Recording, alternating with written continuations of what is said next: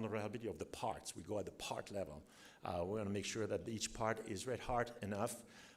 The duration of the mission is going to be on for 10 minutes. So one can say, not too many things can happen in 10 minutes, so compared to many years on sequence. So you rely on thinking like that to help you build confidence in the system that's going to operate the way you want it to operate. And that's a little bit what was played in here, because this is a single string system. Nothing is redundant per se, other than the fact that we have maybe an extra propulsion system in it that will help us in the final stage. But other than that, that's what we have. And so it's, in the end of the day, it's a risk-risk trade, right? Risks of having more mass, less capability, or resilience, redundancies, and so on that you want to build in the system. But it's definitely something you test it, you try it, you analyze it, and you go with it.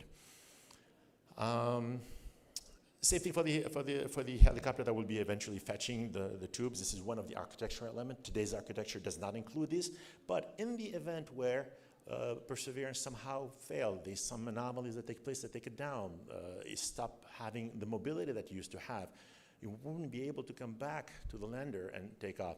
So then we can send helicopters. These are small, about 3 kilos systems that go and fetch the tube and bring it back to the lander. Same thing here for the case of the reliability. We're not going to send one because they're single string. We're going to send 2. That's the redundancy. We're going to have 2 or 3, you know, depending on the accommodation. But it will be something of that nature.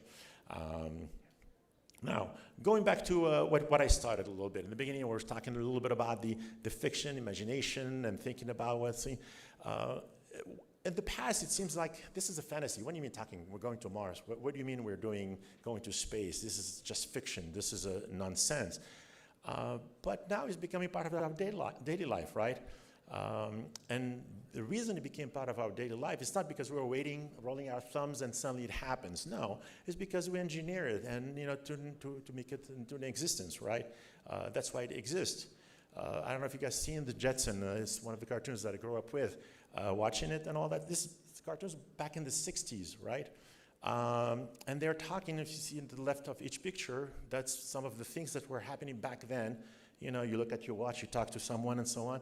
Today is reality. It's no longer fiction anymore. This is no longer in the past. Whether the smartwatch that we have or the Zoom conference call that we get, and things of that nature. I mean, with the health monitoring that you can have with the watch. Same thing, continue on the same thing. What Einstein said as well, that this is very true, is logic will get you from point A to point B, but imagination will take you everywhere you want. And actually, the Jetson back in time, you know, the creator of the Jetson also had a lot of imagination. They were thinking about things that back in time, this is fantasy, right? We start looking, we're going to see the eVault stuff. We have the robot in the house. This is almost becoming normal today, right? Scooters, normal jetpack as well. This is something also, you know, you've seen this is no longer. This is being tested and sold as we speak. So there's a lot of merit in that. I love this one I found online, which shows you a little bit of fiction versus reality, all the fiction movies and then what's been going on, what's been happening.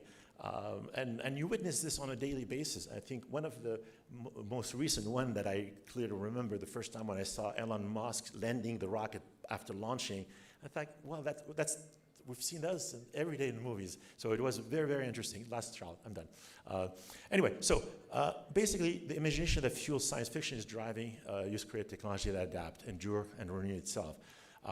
Imagining what's next, then engineer the system that can power that vision. That's the way to go. So really the only limitation in general for us is just imagination. The more imagination you have, you'll go wherever you need to, so let it loose. And with that, I finish. Sorry if I went a little bit over time, so go ahead. Thank you.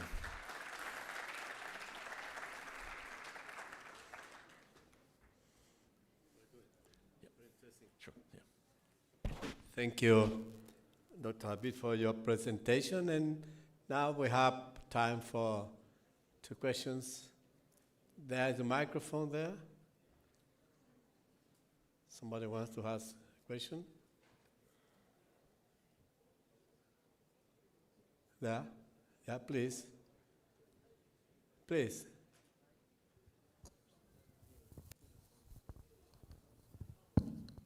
Yeah. Thank you very much, Dr. Mohammed. Very insightful presentation. Thank you very much.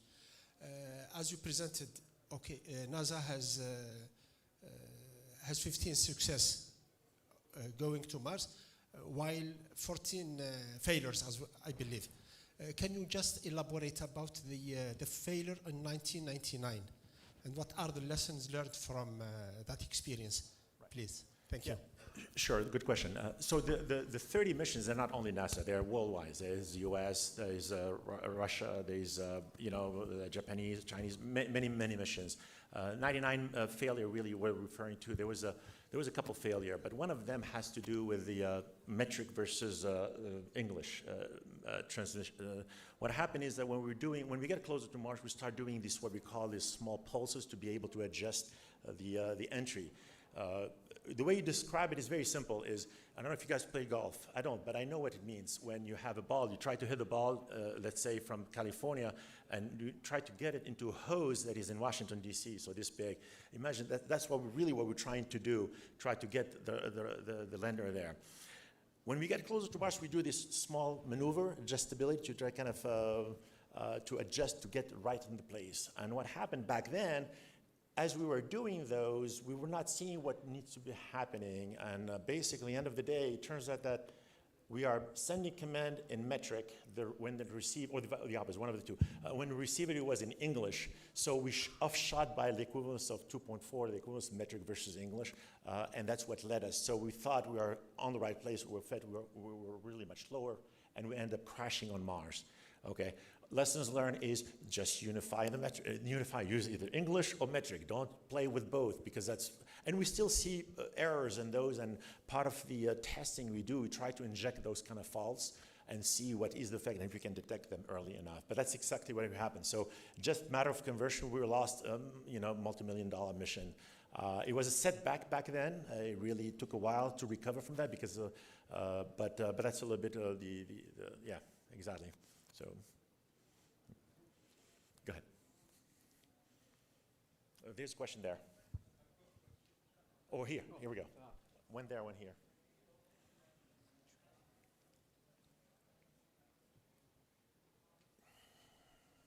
Give the microphone there, and with that we'll finish. Hello. Yeah. Thank you, Doctor, for this presentation. Sure. My question is, what engineering majors did NASA use in this mission? What is it? What engineering majors did NASA use in this mission? Engineering major, I'm sorry. Oh, energy. Which kind of energy? No, engineering majors. Engineering major. Oh, all majors, yes. Oh, yes. So in order for a mission to happen, a lot of people say, oh, I got to be good in math, or I got to be good in physics, or something like that. But when you think about it, all majors are important. We need electrical engineer, we need mechanical engineer, aerospace, we need lawyers, we need business people to be able to sell ideas, we need PR, public relations, to be able to show to the public how relevant it is. So effectively, everything that you can think, even we use biologists a lot, because we try to understand the biology of what we're trying to see, all these elements are included in this. My specific major is more aerospace mechanical. But all, pretty much anything you can think of. I interact with a lot of different disciplines. Part of the chief engineer role is really to interact with many disciplines. I live with the power engineers, with the avionic engineer, GNC navigation systems. Those are my speed dial friends, because when we have problems, we need to talk and we need to figure out what's going on. And it's amazing the things you learn when something goes wrong. So. Does that answer your question? Yeah. Yes. Yeah, thank you.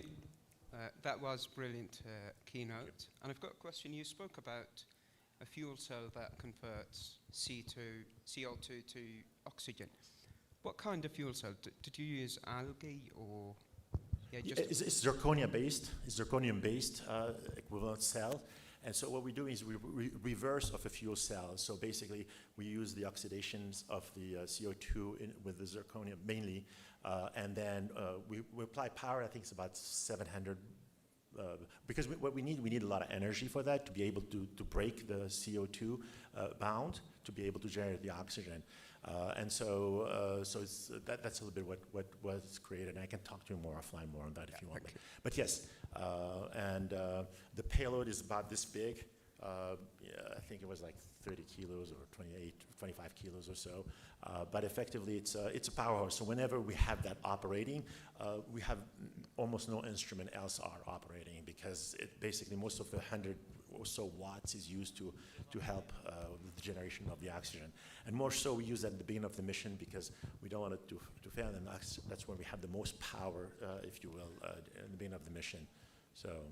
Yeah. Thank you. Now, subsequently, the idea is to take something similar to that to Mars, send it ahead of before sending people, and then that will generate a bunch of oxygen and, for fuel for people to breathe. And then when the astronaut shows up there, they will have, oxygen waiting for them. And so it's a process that, and there are a few ways of doing it, and we chose one of the 3 or 4 different ways, and that's where we proved the concept of generating oxygen on Mars. The name of the instrument is called MOXIE. So, yeah. Professor. And allow me to reserve the last question for me. Yeah. Go ahead. Where is another one? Yeah, and after you, I will ask the last question. Okay. Yeah, please. Apologies, Professor. Professor Mohammed, thank you for this amazing presentation. I would like to ask a question about what motivates you to be so obsessed with Mars? Because I've never seen anybody who obsessed like this with Mars. What is the question? Why I'm obsessed with Mars? I want to support or reinforce your question in the following with my question. Yeah, sure. You are one of the experts, and after so many years of working in this Mars program, what is your dream? What are your expectations for the future in the case to come? What is the final goal? Absolutely. So like I said in the beginning, as a human, we have many of us has that little exploration, sense in desire of knowing I think landing a human on Mars is extremely challenging. There's so much technology we don't understand. The technology actually we built to operate with, but also on the human body, the physiques, to be able to sustain that, journey, radiation, all of those effects is an extremely complex problem. And so that's a little bit what's fascinating. I was always drawn by problems, not solutions. When like I mentioned earlier, my best part of the day is one of my colleagues called me and said, hey, you know what? We have a problem because it's not working. And that's my happiest part of the day, is because I said, the first thing I will say is, now I'm going to learn something new. And that's exactly what's happening in the field, is there's always something new you learn about. And so it's a very challenging problem, and that's a little bit what drives me. And hopefully it will happen in my time, so that we get someone up there. So Thank you for your answer. Okay, let's thank this fascinating presentation with a big applause. Thank you. Thank you. Now it's time for coffee break. Okay. No? We follow up for the panel. Sorry for the coffee. Yeah. Yeah. Okay.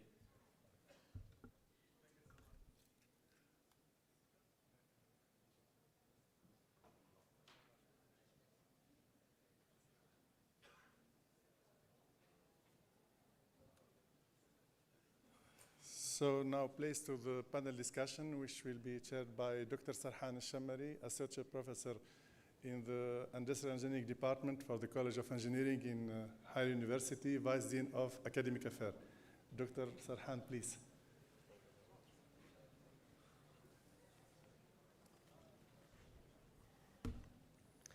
So good morning, everyone. We'll be back to Earth in a few minutes, inshallah. I'm pleased and honored to be chairing this panel session, and I would like to invite Professor Brian Norton. His Excellency, he's a solar engineering pioneer. He's an emeritus professor in solar and energy application at the Technological University in Dublin, Ireland. And he's the president of the European Sustainable Energy Innovation Alliance. So, the first seat, please. He's the vice president of the European Academy Science Advisory Council. He holds key patents on the on vacuum glazing and thermophotovoltaics.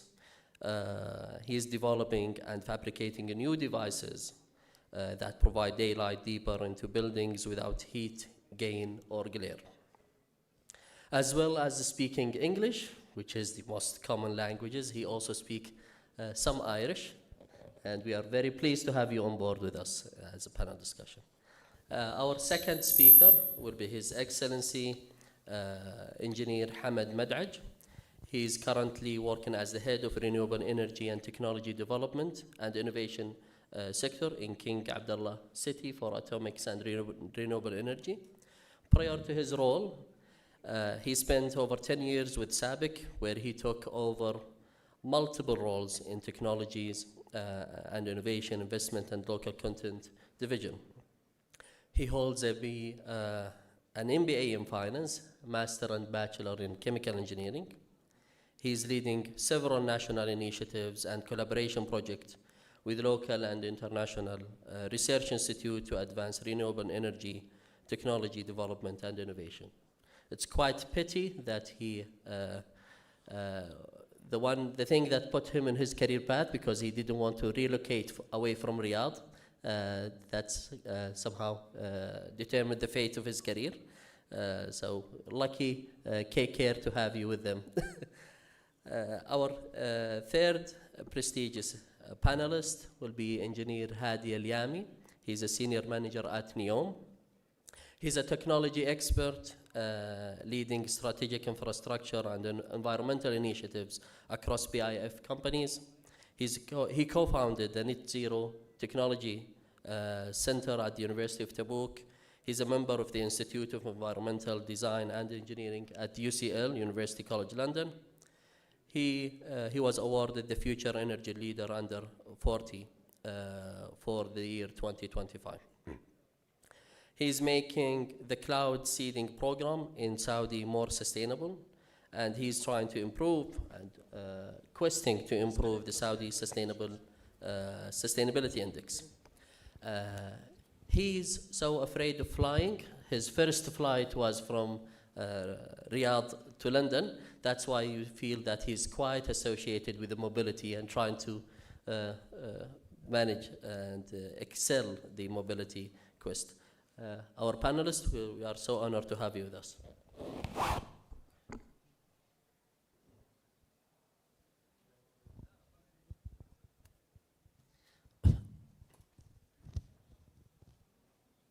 So, to start the session, I'd like to start with you, Professor Brian Norton. I didn't introduce myself. We are also a fellow alumni from Cranfield University, although we are separated by almost 3 decades apart, Professor Brian.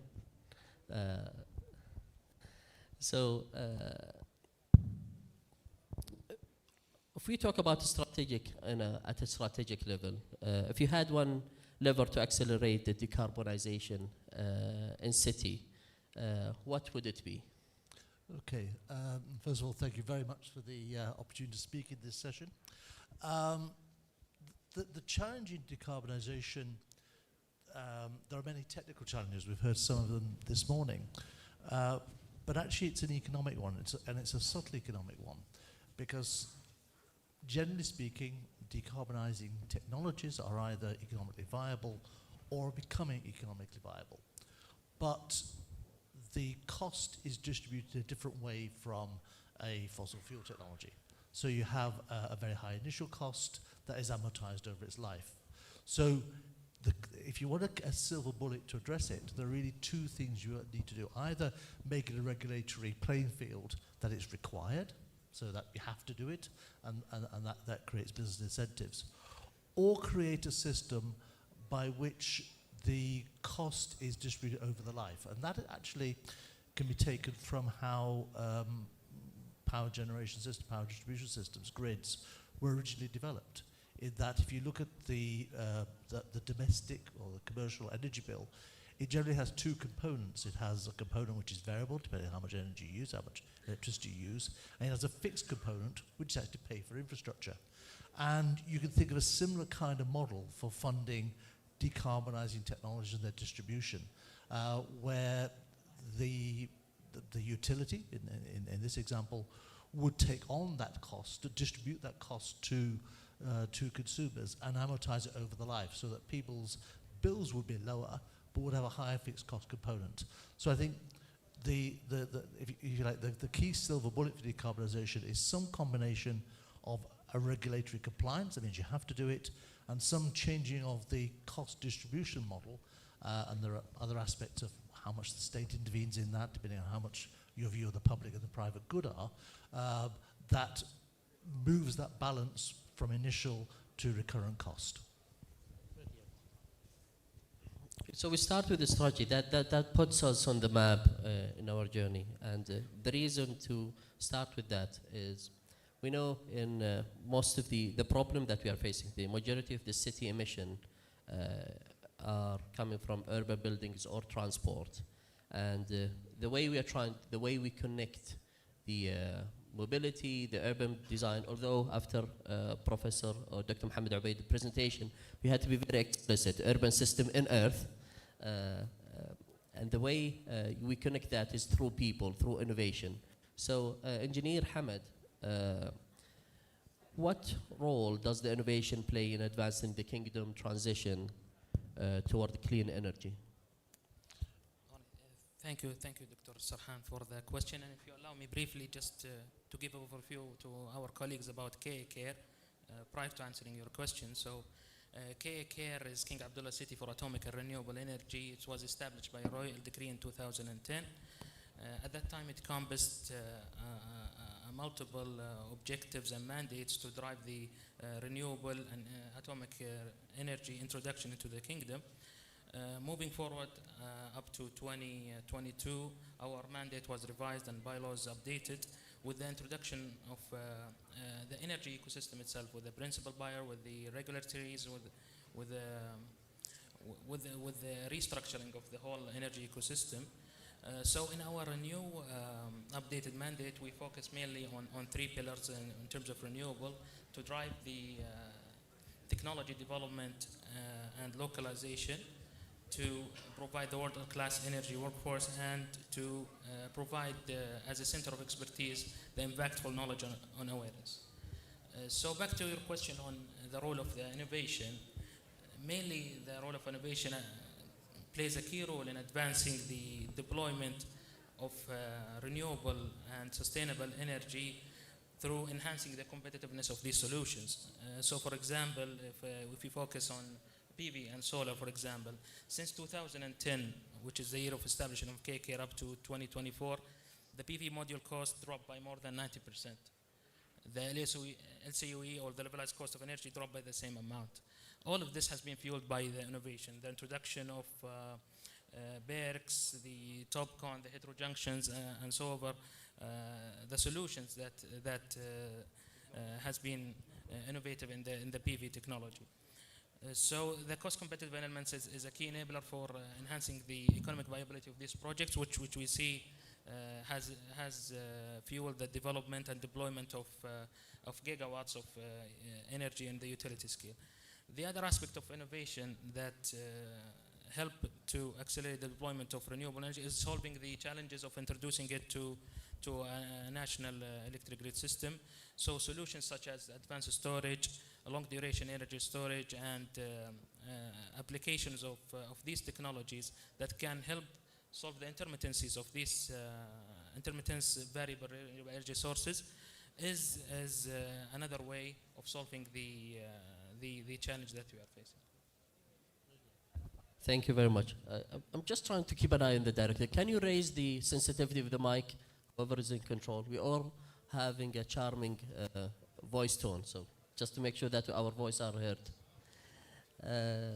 So with Engineer Hadi, now we want to have a focus or a view, a snapshot on the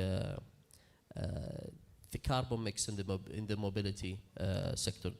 How can Saudi Arabia form, and what portfolio from electrical vehicles, green hydrogen, the micro mobility, And what is optimal, and what should we, how should we design the charging, refueling? How can we co-plan the grids at a district and the district energy? Sorry. السلام عليكم ورحمة الله وبركاته. صبحكم الله بالخير. Well, that's a brilliant question, to be honest, and I believe there is no one optimal solution. But in general, Saudi Arabia is characterized, I believe the urban form in Saudi Arabia is characterized by its climate extremes. And well, he increased the voice. I believe my voice doesn't need to be increased. But yeah, when the Saudi urban form is characterized by the extreme climate extremes and the rapid urbanization, which requires, you know, the portfolio to be to balance resilience, sustainability, and practicality. And I would say the one optimal solution would involve, as you said, the electric solutions, the hydrogen solutions, micromobility, and e-fuels or biofuels, and I refer her to biodiesel. I used all of these, to be honest, and I would say they would complement each other. But if we look about the electric vehicles, but if we look at the electric vehicles example, they are brilliant. I used them for years, but when the weather is allowing it, with the summer season, the electric vehicles do not perform as we want them. So here we have the hydrogen vehicles. I use them again. They are quite similar to the petrol vehicles we have. And the micromobility solutions, you know, I just moved to Riyadh recently, and I see scooters all wherever I go, and bikes and buggies and so on. So actually the optimal mobility portfolio would have all of these to complement each other, depends on the weather. And that's the most important thing. And the other part of your question, which is how can you co-plan grid at district energy? How can you embed it? Okay. And that's again something I have dealt with. And co-planning is so important. So we have the electric, the hydrogen infrastructure. So that need to be co-planned with the grid, so we ensure the seamless integration, and we don't stress the grid. And there is something called vehicle to grid model, where we can actually think of those electric vehicles as battery storage system. So when we don't need them, or the electricity is at peak, we can use those the batteries as source of energy and feed their power to the grid. And that's one way of co-planning, but it's so important to ensure, as I said, seamless integration, and we don't stress the grid. Thank you. So speaking about the integration, Professor Brian, how can we use the utilization of buildings as an energy asset? How can we utilize it in a hot air climate? How should we combine the BI, the building integrated, PVs, and the solar thermal, the high cope, the heat pumps? How can we make sure that it is minimizing, it contributes to the minimization of the cooling loads on the grid and the grid stress? Okay. I think starting off from energy is a fundamental human need. And like all fundamental human needs, whether it's food or water, there are three driving things there. There's sustainability, there's affordability, and there's resilience, security of supply. So you start off with that perspective. Then you're moving towards more renewables. And renewables, you've got two key characteristics. One is they are physically distributed, because the resource is physically distributed, It has a lower power density than fossil fuels, so there's a physical distribution, geographic distribution. And there's also variability in time. The sun doesn't shine at night, the wind doesn't always blow. So the key to addressing those human needs for resilience, affordability, and sustainability, and the geographic distribution and time distribution of renewables is to move things in space and time.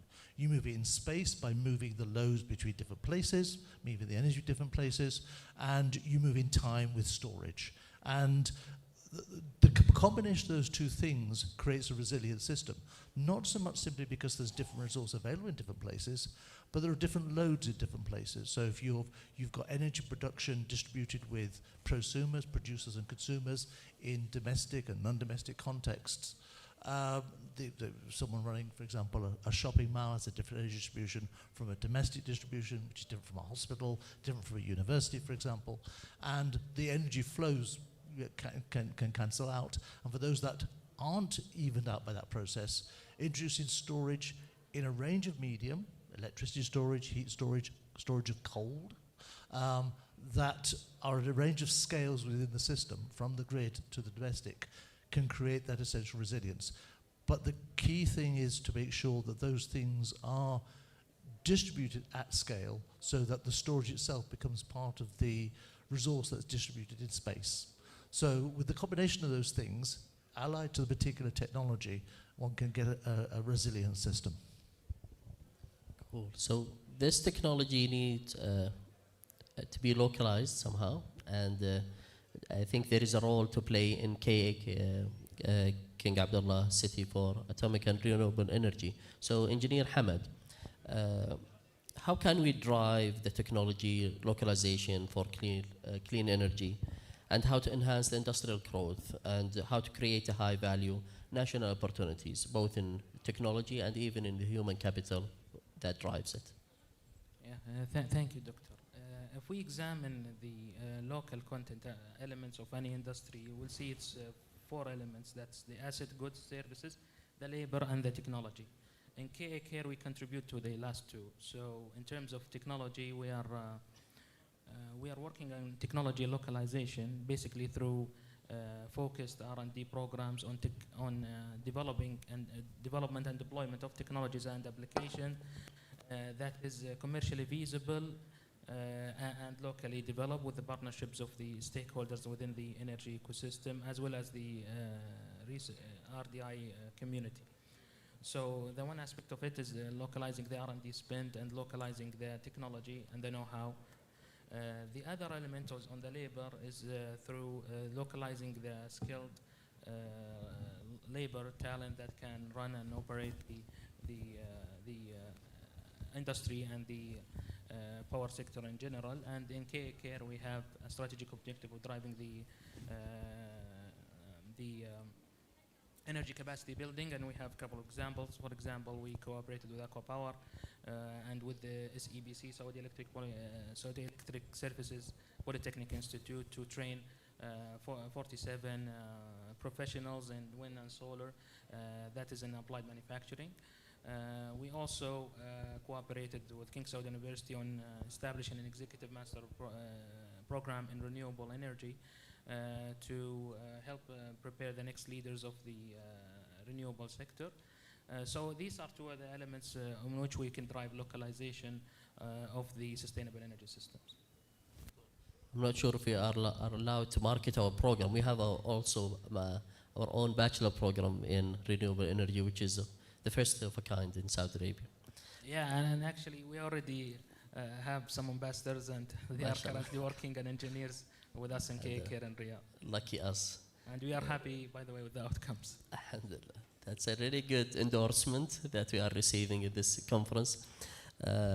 Engineer Hadi, so those quests or those mandates from different government agencies needs a level of governance, a KPI to be followed, to be monitored.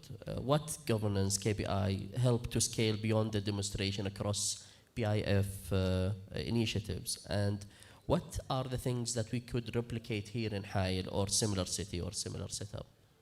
Thank you. That's really brilliant question. And I believe we have been testing lots of ideas and lots of technologies, and we need to take them, you know, from being a POC to, you know, profile and real scale. And I would say there are lots of KPIs, you know, technical KPIs, decarbonization KPIs, and so on. But what I really wanted to highlight is the governance mechanisms that I believe that we can use in Hale and elsewhere. And that would be the cross-entity alignment. That's so important. So entities with shared objectives should, you know, sit together and push, you know, a POC and push the technology, push the innovation to scale. And I can actually, I remember just, you know, an example of the hydrogen taxi initiative that was introduced in Jeddah. And it was in collaboration between, I believe, the Transportation Authority, Abdul Latif Jameel, and the King Abdulaziz Airport. And you can see they sat together and they have that really brilliant initiative. I believe they will scale soon. And the second thing, which is quite close to my heart, is the regulatory sandbox, where we have, you know, work with ministries to actually test the new technologies in under controlled conditions. And that's when I asked Professor Mohammed about what kind of fuel cells they have used. And we are thinking about algae-based fuel cells, which are called microbial fuel cells. And that's a really good example. We have, you know, worked with ministries under a regulatory controlled sandbox. And within that, I believe we can take it from being a really quite small, you know, project in a lab to scale it, you know, across the PIF Giga projects. So, yeah, in a nutshell, I would say the governance, the most important is the alignment and not, you know, duplicate works. And the second thing is maybe use the regulatory sandboxes with ministries, and that can be replicated easily in High. Thank you. Well, I'm not sure if what I'm going to say is the it's rightly said in an academic setup, but let's use an analogy. We are playing a poker game, and there is a $1 billion on the table. With the existing mix of energy solution, with the renewable energy solution that happens in, and we are betting on $1 billion. The question is for all panelists. Will you draw, ask for another card? Will you call, accept the current bid? Or will you go all in with the current existing technology, knowing what's going on Earth and Mars as well? So starting with you, Professor Brian. Thank you. Like yourself, I don't play poker, but yes. I think the analogy is valid. And in my opinion, and we've saw illustrations already, technology continually advances, both with paradigm shifts and with incremental development. So I would be adding cards to the deck. I mean, there will be so many cards. There are cards that you have not seen. I'll give you one concrete example of that. I'm currently involved in a spin-out which is using a thing called thermal photovoltaics, which are photovoltaics that don't use energy from the sun. They use energy from high-temperature heat sources, glass, cement, steel production, etc.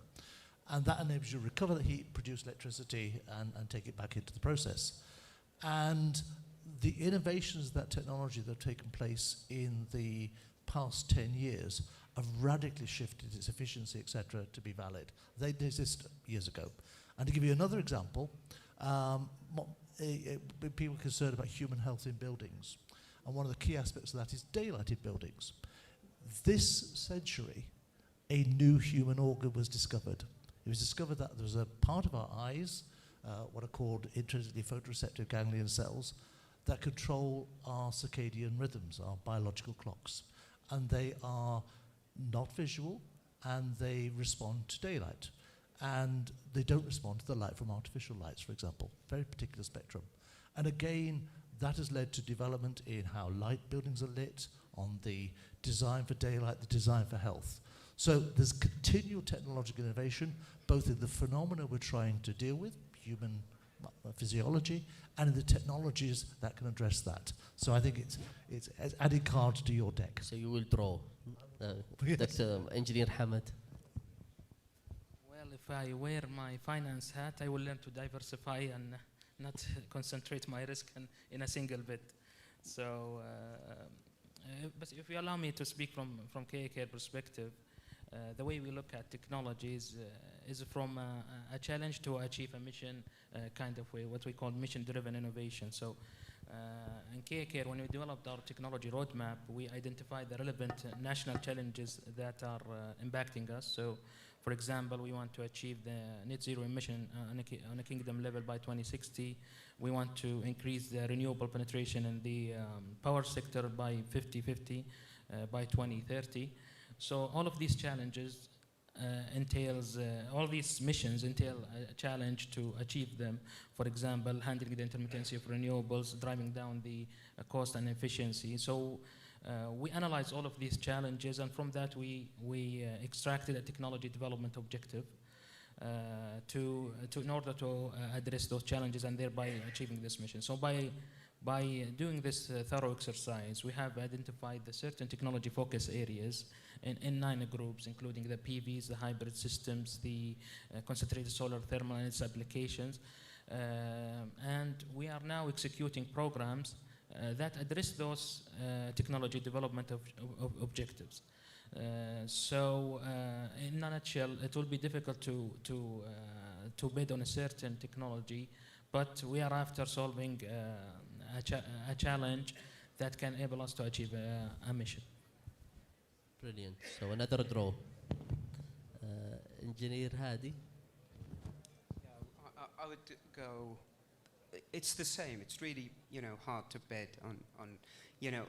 I've been working on really lots of sustainable technologies, or let's say technologies before the word sustainable comes in.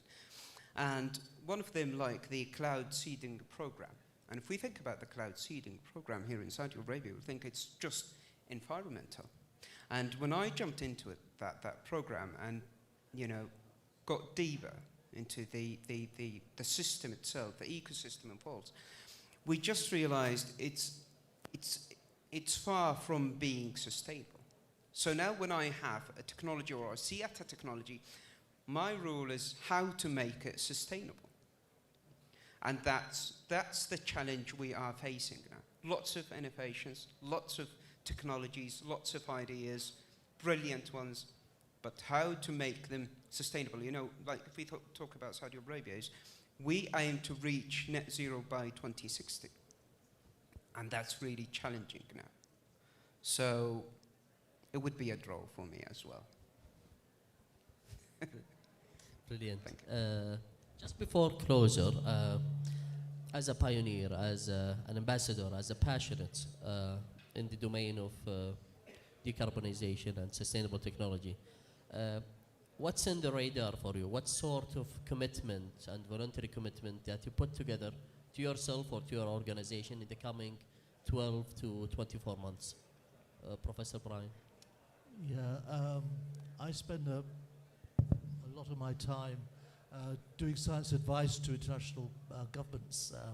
And I think the key thing is to make sure that the credibility of science advice at a time when in a certain context professional advice is not often heeded is critical. And maintaining a coherent message that has practical outworkings that could be genuinely used is critically important.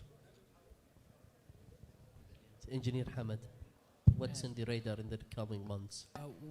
In KKR, we will continue to steer our strategy. We just initiated one year back, so we are focused and committed on continue to invest in our human capacity building in the energy sector. We will commit to continue the development of technologies that's commercially feasible and locally developed. We have done done some successful projects in this year. For example, we cooperated with Saudi Water Authority on one project to deploy concentrated solar thermal applications and utilizing it for forward osmosis applications. And we are also initiating one project with KAUS on the next generation of photovoltaics. So our commitment is continue to work on these projects with a partnership and collaboration mindset. Great. Good luck with that. We're looking forward to that. But Engineer Hadi. Yeah, I would say the decarbonisation journey in Saudi Arabia and anywhere in the world is really challenging and long term. So for the upcoming 24 months, I would say I really aim and strive to make Saudi Arabia doing better in the sustainability indices. Great. So you'll go after the KPIs and the governance. Yes. Great. Thank you very much for such an insightful contribution and comments. I'm not sure about the organizer. Do we have room for questions? Or we can conclude the session to enjoy an early coffee break. So that was us on the session, Decarbonizing Urban System from Mobility to Buildings on the Road to Net Zero. We had such a prestigious guest panelist. Thank you very much for your contribution and your time. Thank you. Let's give them a big round of applause, please.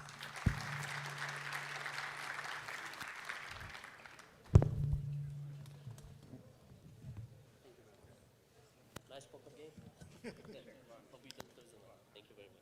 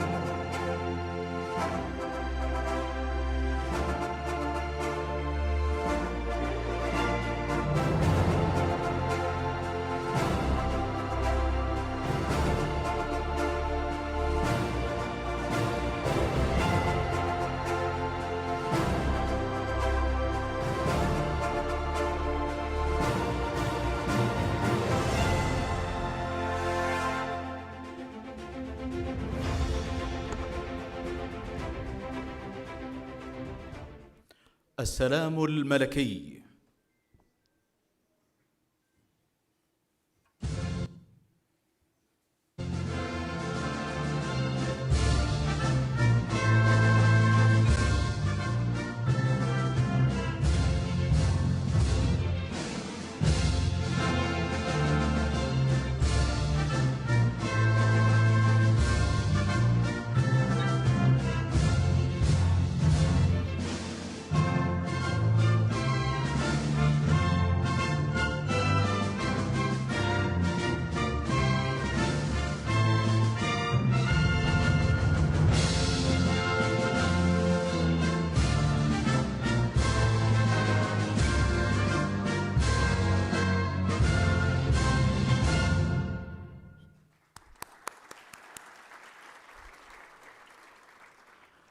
بسم الله الرحمن الرحيم. الحمد لله رب العالمين، والصلاة والسلام على سيدنا محمد وعلى آله وصحبه أجمعين. من أرض تنبض بالعزم وتستمد قوتها من رؤية وطنية صاغت المستقبل بمفردات الطموح والإلهام، من المملكة العربية السعودية التي تسطر في ظل خادم الحرمين الشريفين الملك سلمان بن عبد العزيز آل سعود وسمو ولي عهده الأمين صاحب السمو الملكي الأمير محمد بن سلمان بن عبد العزيز آل سعود حفظهما الله فصول نهضتها العظمى. نهضة شاملة أعادت تشكيل ملامح التنمية ورسخت مفهوم الاستدامة وجعلت من الإنسان محوراً ومن الابتكار رسالة ومن المستقبل هدفاً. وفي هذا اليوم المزدان بالعلم والمعرفة وبرعاية كريمة من صاحب السمو الملكي الأمير عبد العزيز بن سعد بن عبد العزيز أمير منطقة حائل، وتشريفكم البهي صاحب السمو الملكي الأمير فيصل بن فهد بن مقرن بن عبد العزيز نائب أمير منطقة حائل، تحتضن جامعة حائل ممثلة في كلية الهندسة هذا الحدث العلمي العالمي، المؤتمر الدولي للطاقة المستدامة وصافي الانبعاثات الصفري، ليكون منصة تجمع العقول من أنحاء العالم على أرض جعلت من الحلم واقعاً ومن الطموح سلماً نحو الغد. أيها السيدات والسادة، السلام عليكم ورحمة الله وبركاته. في هذا المؤتمر تلتقي الرؤى بالعلم وتتوحد الجهود لتأكد التزام المملكة بريادة العالم في مجالات الطاقة النظيفة والاقتصاد الدائري والحياد الكربوني، في انسجام تام مع رؤية السعودية 2030 التي جعلت الاستدامة نهجاً والطاقة المتجددة عنواناً والمستقبل السعودي وعداً يتحقق يوماً بعد يوم. مرحباً بكم جميعاً في حائل عروس الشمال ومنارة الإبداع والاستدامة، حائل التي تصافح الغيم بطموحها وتفتح ذراعيها اليوم لاستقبال العلم والعلماء وصناع الغد المشرق لوطن لا يعرف المستحيل. ولأن الكمال يبدأ بالنور والنور يبدأ بكلام الله تعالى، نفتتح حفلنا المبارك بآيات عطرة من الذكر الحكيم يتلوها على مسامعكم طالب الماجستير القارئ أحمد الأسلمي، فليتفضل مشكورا مأجورا.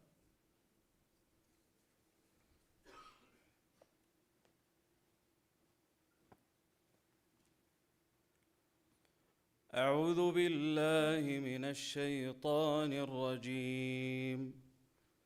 بسم الله الرحمن الرحيم.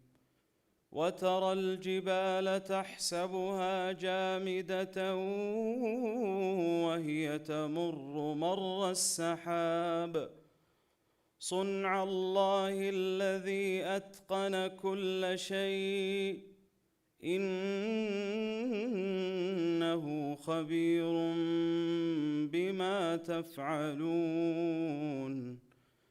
من جاء بالحسنة فله خير منها وهم من فزع يومئذ آمنون ومن جاء بالسيئة فكبت وجوههم في النار هل تجزون إلا ما كنتم تعملون إنما أمرت أن أعبد رب هذه البلدة الذي حرمها وله كل شيء وأمرت أن أكون من المسلمين وأن أتلو القرآن فمن اهتدى فإنما يهتدي لنفسه ومن ضل فقل إنما أنا من المنذرين وقل الحمد لله سيريكم آياته فتعرفونها وما ربك بغافل عما تعملون.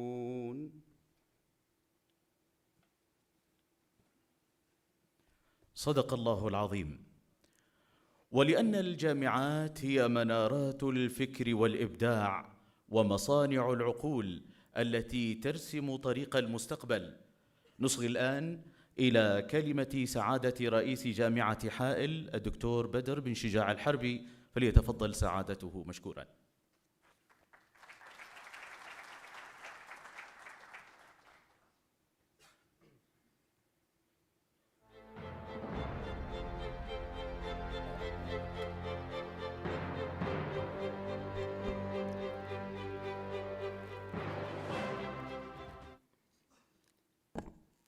بسم الله الرحمن الرحيم.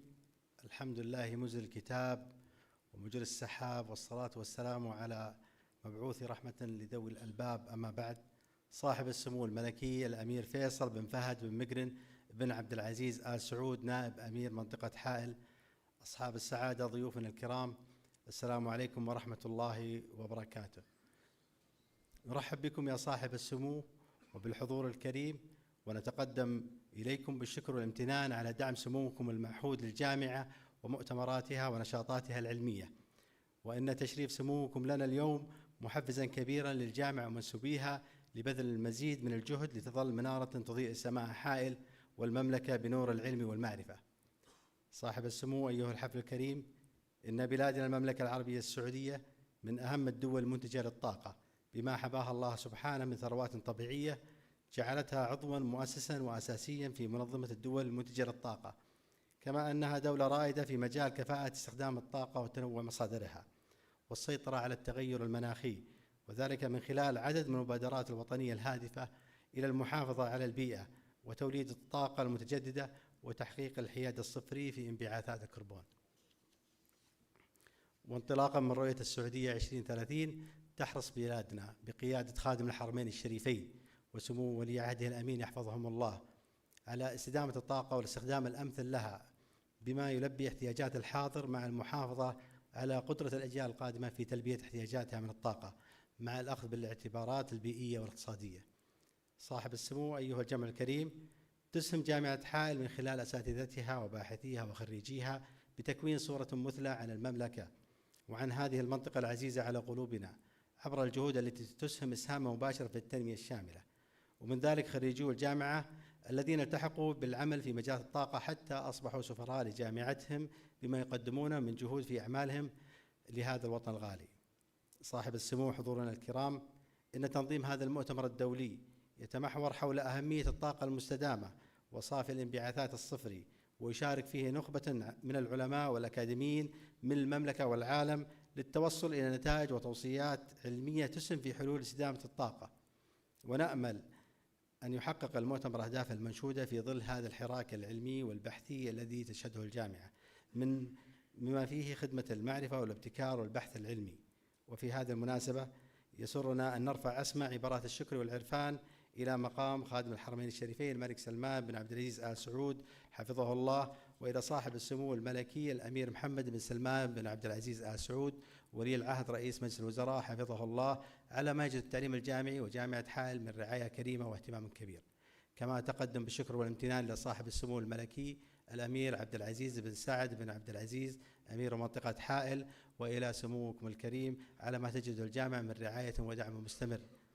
كما أتقدم بالشكر الجزيل إلى معالي وزير التعليم الأستاذ يوسف بن عبد الله بن نيان على دعمه ومتابعته، وإلى كل من أسهم في هذا المؤتمر بالتنظيم والمشاركة. والسلام عليكم ورحمة الله وبركاته.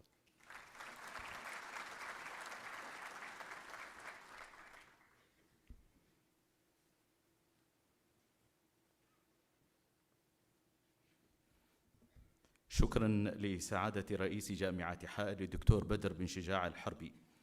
الآن حفلنا الكريم، دعونا نعيش لحظات بصرية تختصر المسافات بين الفكرة والإنجاز، رحلة مصورة تحكي قصة الطاقة المستدامة في وطن لا يعرف المستحيل. نستعرض من خلالها أهداف المؤتمر ورؤيته ومكانة حائل التي تشرق اليوم عاصمة للاستدامة في شمال المملكة. فلنشاهد معا.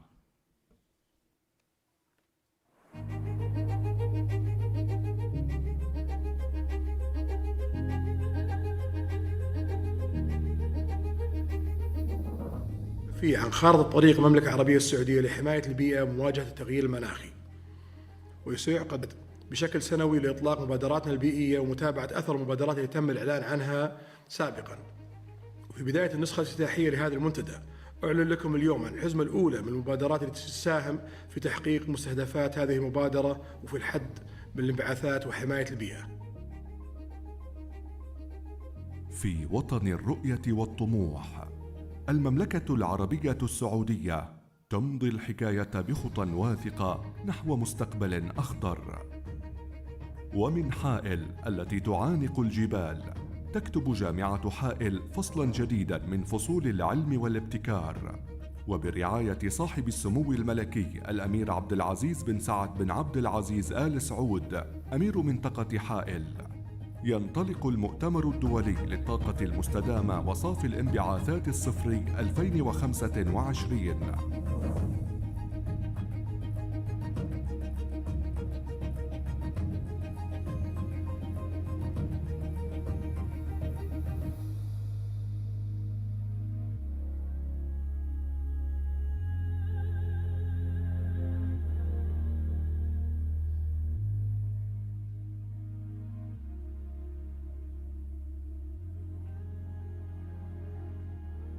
إنه منصة تجمع العلماء والباحثين وصانعي القرار لتقريب المسافة في الناس ومستقبلهم. فشمسنا ليست ضوءا فقط، بل طاقة تضيء المدن، وريحنا ليست عابرة، بل قوة تحرك الصناعة والأفكار. والهيدروجين الأخضر وعد بوقود آمن لمستقبل أكثر إشراقا. أما العقول السعودية فهي الشرارة التي تحرك كل ذلك.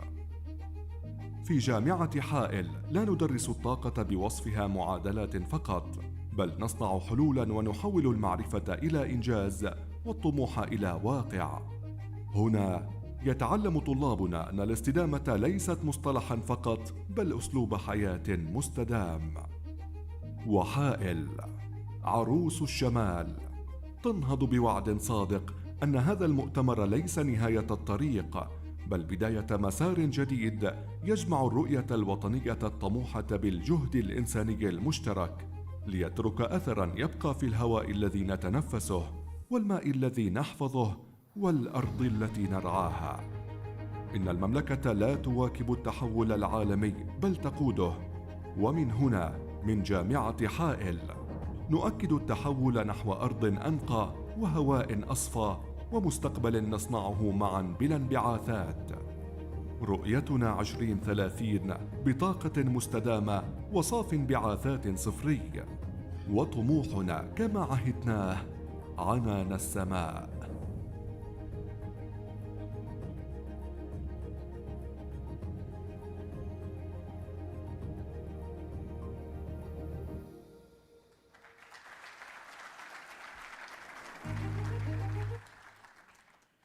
من خلف هذه الكواليس يقف فريق من المبدعين قادهم الإيمان بالفكرة وشغف العطاء لتخرج لنا هذه التظاهرة العلمية بهذا البهاء. كلمة رئيس اللجنة المنظمة عميد كلية الهندسة الدكتور محمد بن عبد الله الشنيفي يلقيها مشكورا.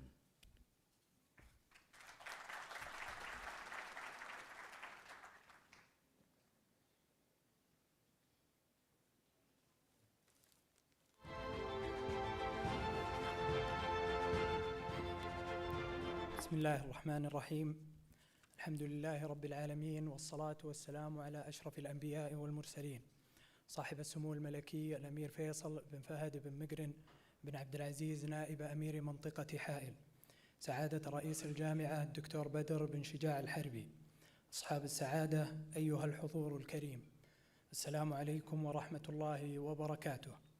بقيادة تستشرف المستقبل بعزم ورؤية سامية، أتت رؤية السعودية 2030 لتؤكد أن الإنسان هو الأساس، وأن التمكين والتعلم والابتكار والشجاعة في التغيير هي ركائز نبني بها مجتمعاً واعياً وشباباً طموحاً وبيئة تنموية متكاملة، لتؤكد أن الإنجاز ليس مجرد هدف، بل رحلة يشارك فيها كل مواطن ومواطنة لرسم معالم المستقبل الذي نطمح إليه، تحت قيادة خادم الحرمين الشريفين الملك سلمان بن عبد العزيز وسمو ولي عهده الأمين رئيس مجلس الوزراء صاحب السمو الملكي الأمير محمد بن سلمان بن عبد العزيز حفظهم الله.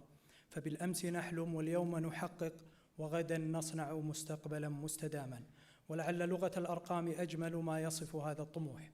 صاحب السمو أيها الحضور الكريم، 50% من مزيج الطاقة الكهربائية من مصادر متجددة بحلول عام 2030، رقم يلخص طموح المملكة العربية السعودية في رسم مستقبل مستدام للطاقة، كما تستهدف المملكة احتجاز وتقليل الانبعاثات الكربونية بمقدار 278 مليون طن سنوياً بحلول عام 2030، تمهيداً لرحلتها نحو تحقيق الحياد الصفري بحلول عام 2060 بمشيئة الله، ومؤكدة ريادتها في التحول الإيجابي والمستدام، وإيمانا منها بدورها في المساهمة الفعالة في التنمية المعرفية والبحثية وتنمية القدرات البشرية السعودية. سعت جامعة حائل ممثلة بكلية الهندسة لتنظيم المؤتمر الدولي حول الطاقة المستدامة وصافي الانبعاثات الصفري، وذلك بالتعاون مع الشريك الدولي معهد مهندسي الكهرباء والإلكترونيات IEEE.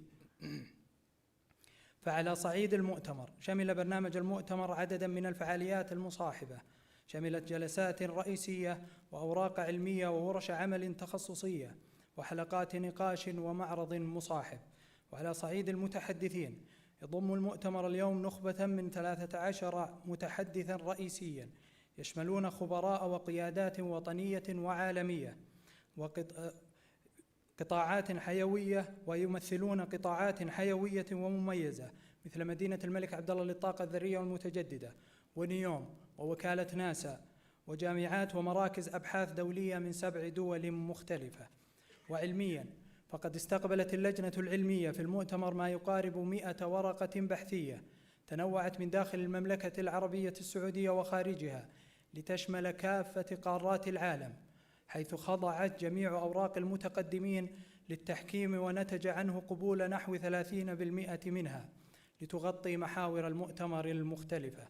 صاحب السمو أيها الحضور الكريم، تجسد هذه المبادرة التزام جامعة حائل وكلية الهندسة بالاستثمار في التعليم وتوطين سلسلة قيمة الطاقة استعداداً لوظائف المستقبل.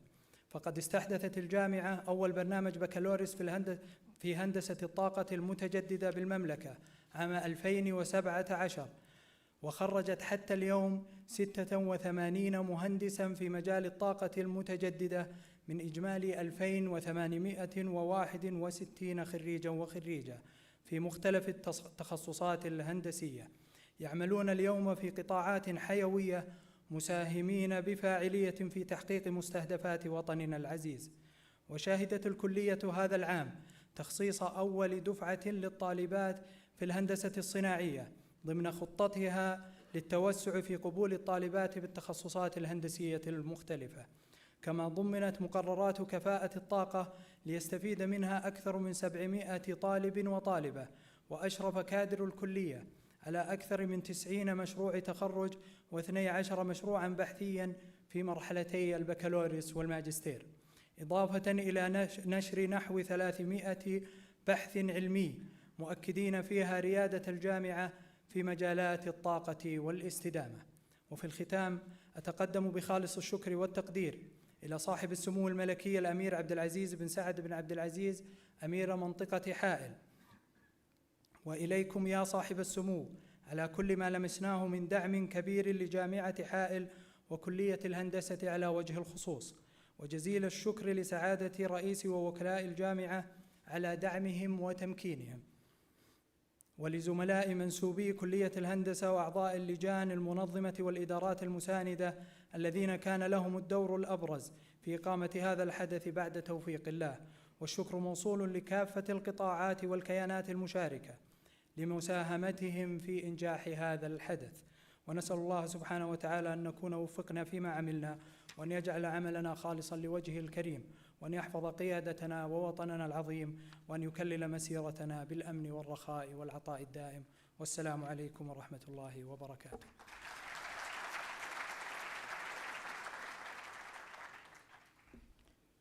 شكرا لعميد كلية الهندسة الدكتور محمد بن عبد الله الشنيفي على كلمته الضافية. نبقى الآن مع كلمة المتحدثين يلقيها باسمهم سعادة البروفيسور سيف الرحمن، أستاذ دكتور ومدير مركز الطاقة والبيئة العالمية بجامعة فيرجينيا تك بالولايات المتحدة الأمريكية.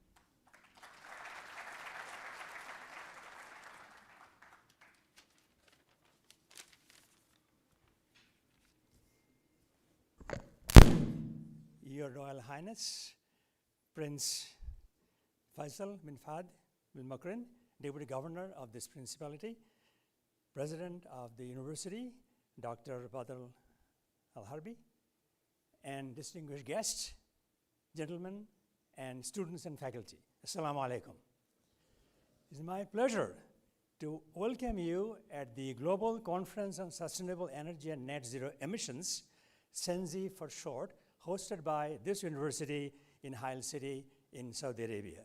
The conference's focus on sustainable energy and net zero emissions holds special significance in supporting Saudi Arabia's announced and achievements for climate initiatives under Saudi Vision 2030. As the 2023 IEEE President and CEO, it is my honor to offer my heartfelt congratulations to the organizers of the conference. I'm impressed with the conference's vision to give fully global perspective to this conference. In addition to many speakers, students, faculty from all over Saudi Arabia, the conference has able to invite 10 speakers from all 5 continents: Asia, Africa, Europe, South America, and North America, all 5 continents. I never seen that in my life, that distribution of people. This interaction that you'll have, students especially, with these eminent experts, will let you learn more and also showcase, like in the other room, what work is going on at this university at this time, which would be valuable for research and education both in this important area. At the present time, the world is facing daunting challenges such as climate change, resource shortage, and energy crisis. To address these challenges, we should accelerate clean energy development and reduce dependence on fossil fuel. As you've heard, Saudi Vision 2030, by next 5 years, so they will produce half the electricity from renewable energy, half. A very big achievement globally. At present, we have issues of challenges. Next 2 days of this conference, you'll see people talk about opportunities, solutions, and technology to reduce carbon emissions. The key to achieving energy transition relies on technology innovation and cooperation among many countries. IEEE always been committed to power innovation and standards formulation through 240 journals and magazines, IEEE, 2,100 conferences annually all over the world, including many in Saudi Arabia, and many standards. You have your cell phone. The standard is IEEE standard, 80.11, our standard. Other example is we have many groups. Saudi Arabia has 2 sections. I saw His Highness the Prince standing before IEEE booth. I'm watching that. That's my society. So I feel pretty proud that I'm here, and we will help you, this university and others in Saudi Arabia, to achieve climate resilient infrastructure, biodiversity protection, and more to drive impactful success. Finally, wish this conference a complete success. Assalamu alaikum. Shukran.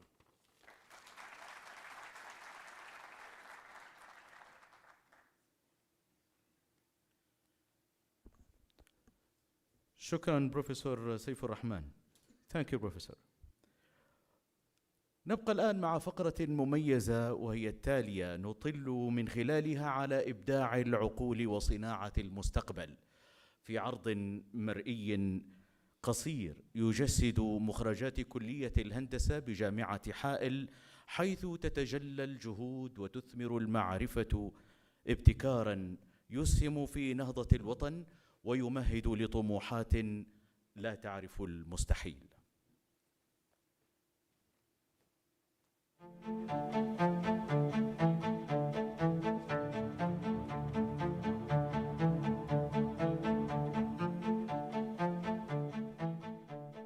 السلام عليكم. أسعد الله صباحكم أو مساءكم بكل خير. أنا يزيد منصور البلوي، خريج جامعة حائل من كلية الهندسة دفعة 2020 من تخصص هندسة الطاقة المتجددة. أعمل حالياً في القطاع الخاص مع شركة إجريكو بمسمى وظيفي Operation and Maintenance Engineer.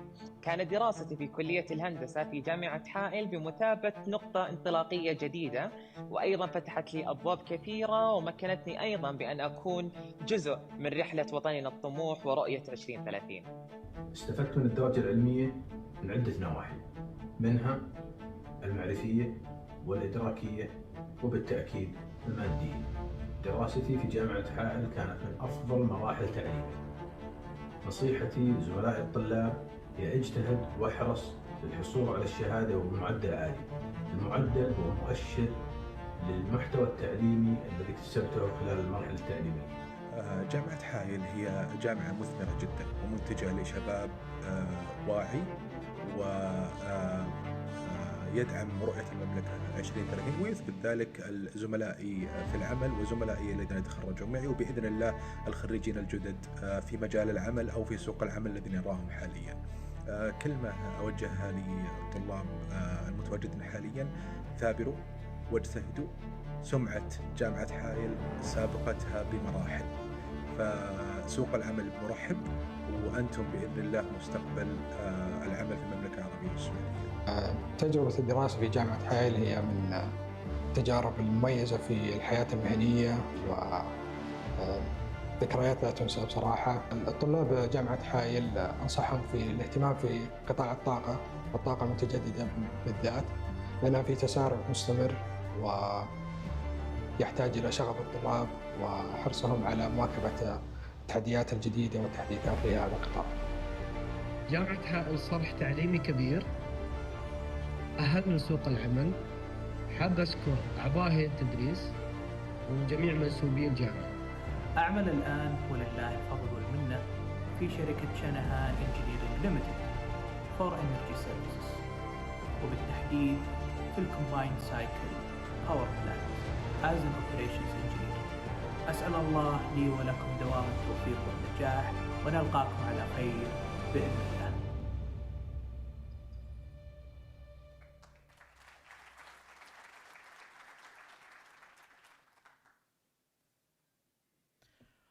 النجاح لا يتحقق إلا بالشراكة، والعطاء لا يثمر إلا بالتعاون. نستأذنكم يا صاحب السمو في الفقرة التالية للصعود على المنصة لترعوا تبادل اتفاقيات التعاون بين جامعة حائل وجهات رائدة.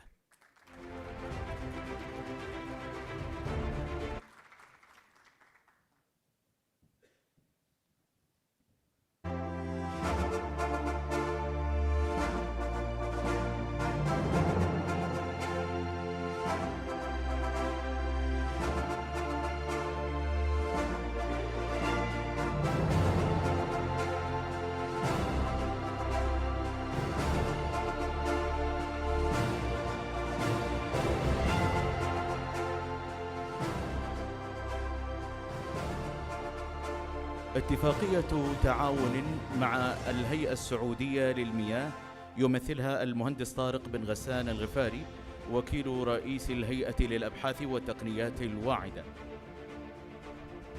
ويمثل جامعة حائل الأستاذ الدكتور هيثم السيف وكيل الجامعة للدراسات العليا والبحث العلمي.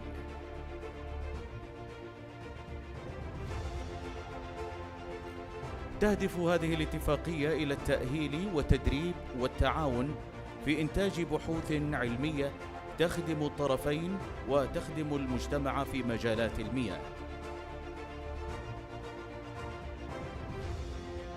الاتفاقية التالية شركة سيمنز المحدودة، يمثلها في التوقيع الدكتور مجيد رضوان رئيس قسم تكنولوجيا والاستدامة في شركة سيمنز المحدودة الرياض المملكة العربية السعودية. كما يمثل جامعة حائل الدكتور محمد بن عبد الله الشنيفي عميد كلية الهندسة.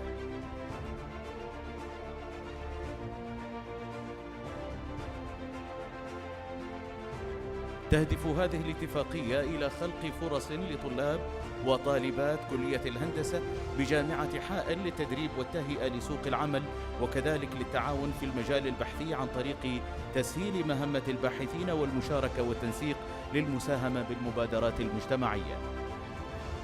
الاتفاقية الثالثة مجموعة العجيمي الصناعية، يمثلها الأستاذ شاكر الشمري أخصائي التسويق وتطوير أعمال المجموعة. كما يمثل جامعة حائل الدكتور محمد شنيفي عميد كلية الهندسة. وتهدف هذه الاتفاقية إلى تعزيز فرص التعاون المشترك في العمليات العلمية والتعليمية والبحثية والاستشارية، ودعم فرص التدريب التعاوني لطلاب الجامعة لتهيئتهم لسوق العمل. الاتفاقية الأخيرة شركة فلويد كودز للتقنيات، ويمثلها المهندس فاروق داندل مدير الحسابات، ومن جامعة حائل الدكتور صالح الحميد رئيس مركز الأبحاث العلمية والهندسية. تهدف هذه الاتفاقية إلى توفير حزم برمجيات أنسس متعددة الفيزياء للحرم الجامعي والتعاون، وإتاحة الفرصة للوصول إلى منصة أنسس للتعليم الإلكتروني. وفي هذه اللحظة نكرم من كانت لهم بصمات مضيئة في دعم مسيرة المؤتمر وتحقيق أهدافه، حيث نستأذنكم صاحب السمو بتشريفكم ومشاركتكم لنا تكريم المتحدثين الرئيسيين، وهم المهندس هادي بن حمد اليامي،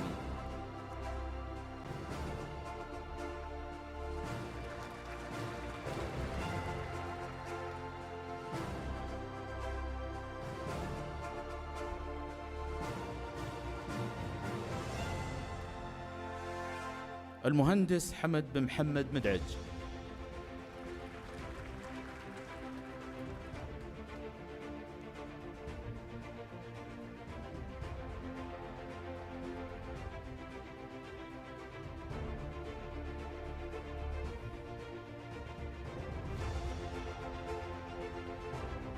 من الولايات المتحدة الأمريكية البروفيسور محمد عبيد،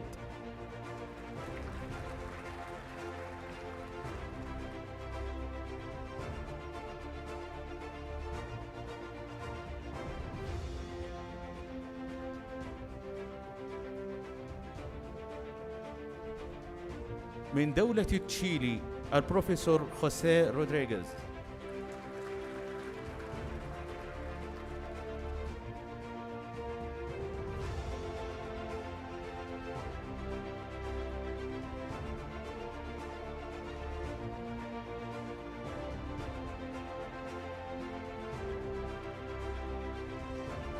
من مملكة الدنمارك البروفيسور فريدي بلابجيرغ،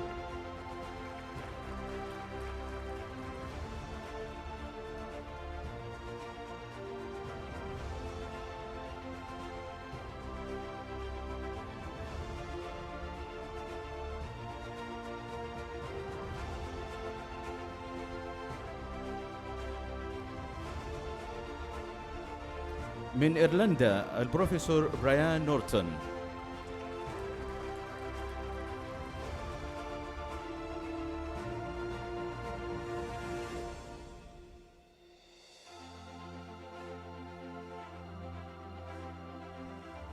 من الولايات المتحدة الأمريكية البروفيسور سيف الرحمن.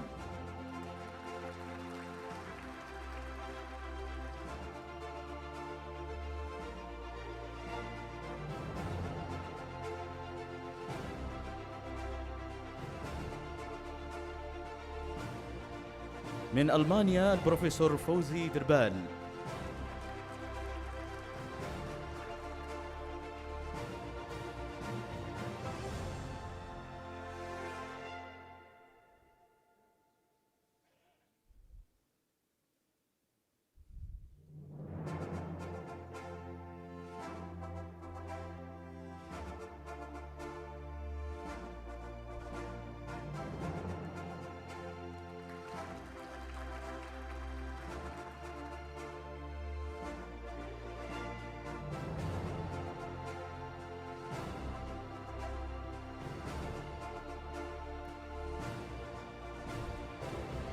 من الجزائر البروفيسور عبد الله كوزو.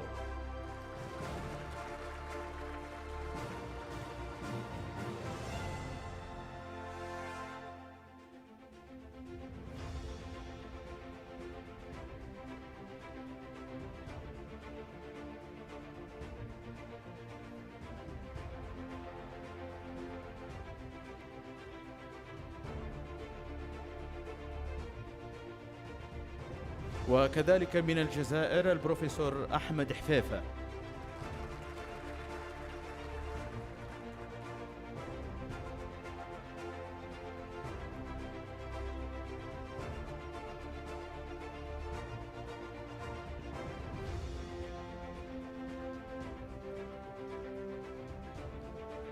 ومن تونس البروفيسور نبيل دربال.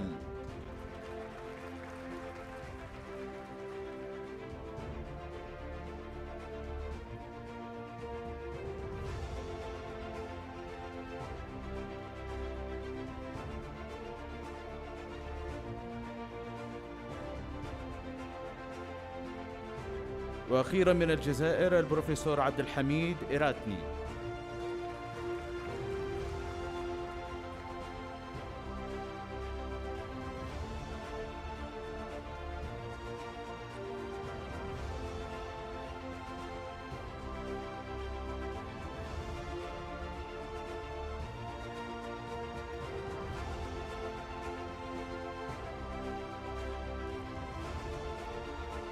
الوفاء قيمة لا تغيب عن أهل العطاء، وفي هذه اللحظة المؤثرة نقف إجلالا وتقديرا لروح علمية مضيئة تركت بصمة لا تمحى في مسيرة قسم الهندسة الكهربائية بجامعة حائل، حيث يكون التكريم للدكتور عبيد بن سليمان الشمري رحمه الله الذي كان مثالا في العلم والتفاني. فليتفضل أخوه بإذن الله تعالى الدكتور عبد الله بن سليمان الشمري عميد كلية العلوم سابقا لتوثيق هذه الذكرى الطيبة مع راعي حفلنا.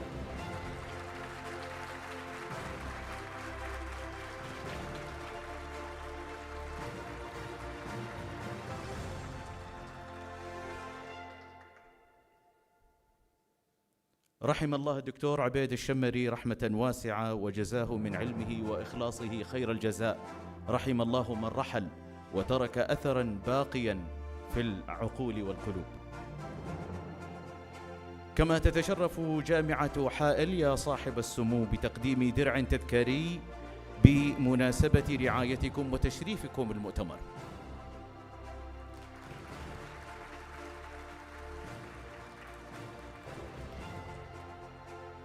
ختاما ومع انتهاء هذا الحفل الذي هو إذانا بانطلاق برامج المؤتمر الزاخر بالعلم والطموح، شكرا لكل من ساهم في إنجاح هذا الحدث العالمي، شكرا لحائل عروس الشمال ومنارة الاستدامة، شكرا لتشريفكم صاحب السمو حفظكم الله، والسلام عليكم ورحمة الله وبركاته.